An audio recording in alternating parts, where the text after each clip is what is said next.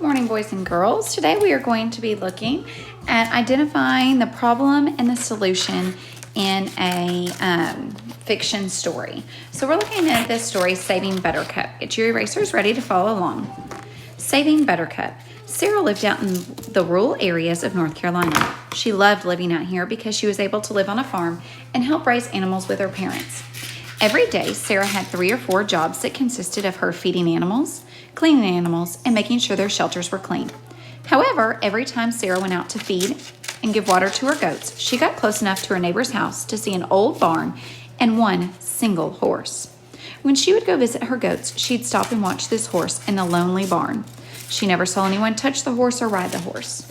She knew the horse had food resupplied about once every 3 days, so she knew it wasn't starving, but she also felt bad for this lonely horse. She wanted it to feel as loved and exercised as her own horses that she owned. Sarah convinced her mom and dad to go talk to her neighbors with her. Although her mom and dad thought it was awfully rude to do, Sarah said she would offer to help though. After they talked to their neighbors, they learned that they were an older couple who didn't have time to tend to their horse, Buttercup, anymore, and were about to sell her. Sarah and her family immediately offered to buy Buttercup and take care of her. Sarah was so happy she got the courage to talk to her neighbors, and now she has a new best friend. So our first question says, what is the problem in this story? As I'm looking at this story, I know that Sarah is the main character of the story, and I know that this story is mostly about her horse. So that's what I'm going to be thinking about when I'm thinking about what is the main problem. So I'm looking here, and I notice that right here she says she'd stop and watch this horse in the lonely barn. She never saw anyone touch the horse or ride the horse. She knew it had food supplied, so it's not starving, but she felt so bad for this lonely horse. She wanted it to feel just like her own horses, loved. And so as I'm reading that, I'm thinking the problem is that Sarah feels very bad for this lonely horse next door.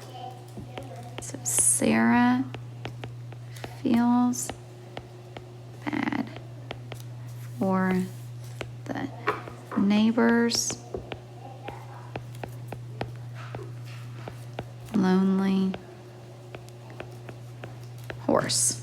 Okay, and then next my question says, how did Sarah solve the problem? Well, when I see here, it says Sarah convinced her mom and dad to go talk to the neighbors with her.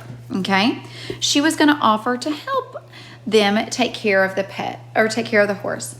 But when she goes there, they learn that they're an older couple who don't have time to take care of their horse, and they're getting ready to sell her. So Sarah and her family buy the horse. So the problem is solved when Sarah speaks to the family and ends up buying the horse.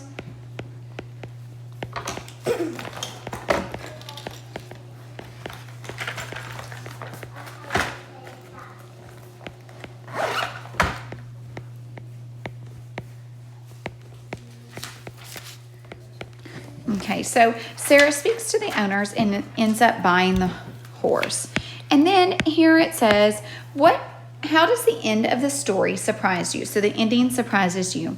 Well, I'm going to say that I am shocked that they are able to, at the end of the story, I am shocked that the neighbors end up being an older couple. I thought that the neighbors would be maybe someone mean and grumpy who's just not taking care of their horse. So it was surprising to me that it worked out that Sarah was able to buy the horse.